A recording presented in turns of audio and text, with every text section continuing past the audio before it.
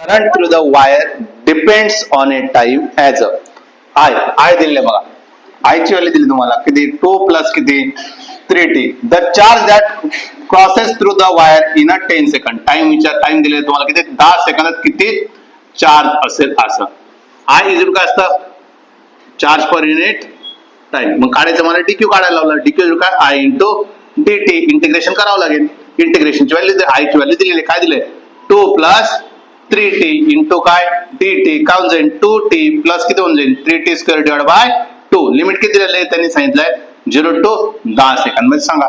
मग काय 2 गुणिले किती 10 अधिक 3 गुणिले किती 100 बरोबर आहे. टीचा स्क्वेअर केला 100 डिवाइड बाय काय 2 50.